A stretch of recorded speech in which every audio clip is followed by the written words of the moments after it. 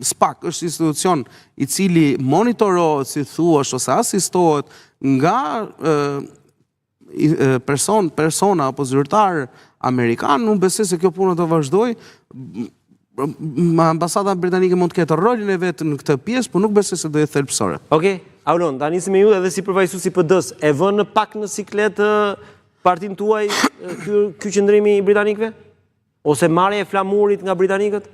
Po fare, sepse e para duhet kemi parasysh me çfarë tagre i ka thrit ambasada britanike, se ky lloj teatri ndodh vetëm në Shqipëri, mëse kuptoj unë. Domethënë, në gjithë shtetet e tjera nuk duhet bëj sovranistin, do ishte pa kuptim kjo lloj situate. Pra ambasada X thret zyrtarët më të lartë shtetit në të rast, që janë zyrtarë që vinë nga një pushtet i pavarur, që është pushteti i drejtësisë, siç është SPAK-u, struktura e posaçme antikorrupsion, prokuroria e përgjithshme, nga ana tjetër dhe komisioni shtetëror zgjedhor, që parimisht duhet të jetë një organ mbi palët, pavarësisht se zotnia ka qenë ministër i Partisë Socialiste.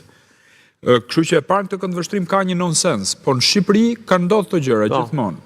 Tani çfarë po ndodh tani? Ja, ky është njoftimi, edhe si gazetar, po edhe si, le të themi, si kandidat, si e lexon. Njoftimi është që për mendimin tim është një gjë e mirë, gjithsesi kjo që ka ndodhur.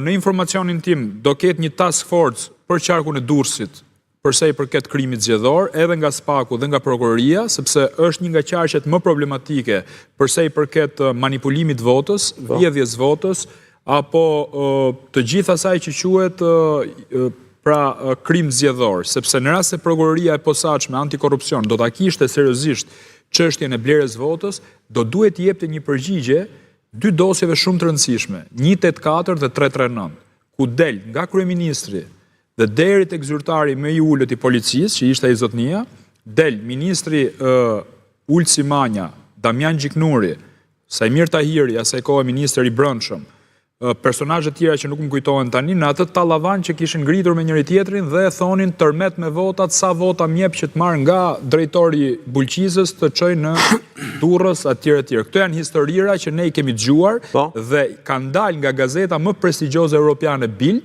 me Z, ku del kryeministri pra i përgjuar në këtë rast, dhe këtu nuk u dha asnjë përgjigje për këto dosje. Pra edhe për manipulimin e votës në Dibër, edhe për manipulimin e votës në Durrës, nuk kemi sot një hetim serioz, duke filluar që nga kryeministri, ai mund të jetë i pafajshëm, por në të paktën ai duhet përgjigjet përpara njerëzve se çfarë bëri me votat në vitin 2017 etj.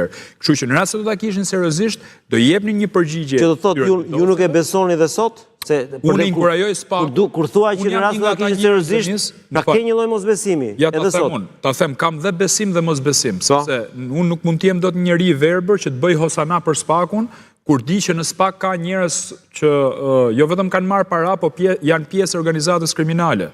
Ke brenda SPAK-ut që do dalin shumë shpejt. E din dhe ata vetë, nuk e di kush e shtyn çështjen tani. Atëherë unë kam duartrokitur punët e mira të SPAK-ut, jam një nga ata njerëz që kam duartrokit, por edhe kam qortuar SPAK-un kur ka bërë gabime. Sipas me, gjithmonë unë kam një gjykim modest me informacionet që kam unë. Prandaj kësaj radhe unë e mbështes SPAK-un për task force që do bëj kryesisht në qarkun Durrës ku unë kandidoj, dhe sigurisht që është një lajm i mirë, por nga ana tjetër kjo do shikohet me gjëra konkrete. Nuk jam besim plot pse, sepse nuk kam dhënë përgjigje për dosjen 184-339. Birgit? Shikoj se një proces rutin dihet aq më tepër kur bëhet fjalë për periudhë zgjedhësh apo fushate që ka një lloj ngarkese. Gjithmonë ambasadat kanë qenë të impenjuara, duke takuar palët, duke takuar gjithë aktorët që përfshihen në organizimin e zgjedhjeve.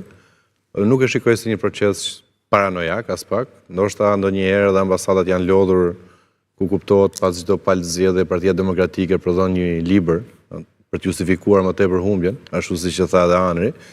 Dhe për t'i bërë një lloj paraprit e kësaj paranojës që e shoqëron gjatë gjithë kohës Partinë Demokratike dhe kuptohet me ato justifikime të përhershme që përdor pas çdo palëzgjedhje që humbet, mbase është një formë ku konsultohen dhe shikojnë për gjithë masat paraprake që ndërmerr secili nga institucionet në mënyrë për të patur një proces sa më drejtë dhe fair. Kështu që unë nuk e shikoj si një gjë të jashtëzakonshme absolutisht, e shikoj si një proces rutin.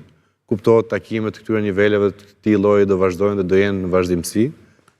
Dhe aktori ndërkombëtar ka qenë gjithmonë. Kjo puna ashtu, pastaj edhe mund ta diskutojmë pak edhe si bisedë interesante, se është risi.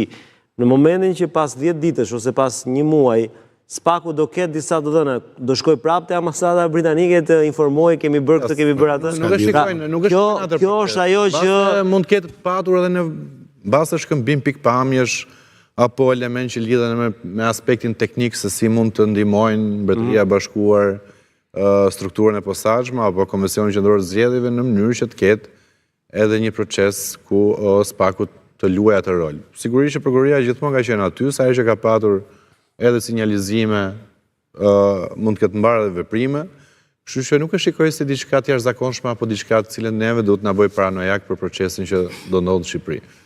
Proces që do vazhdoj, thash, sot është Mbretëria e Bashkuar, nesër mund të jetë njëra nga ambasadat e tjera dhe gjithmonë ambasadat kanë patur një rol aktiv, ndoshta edhe si arbitër ndërkombëtar.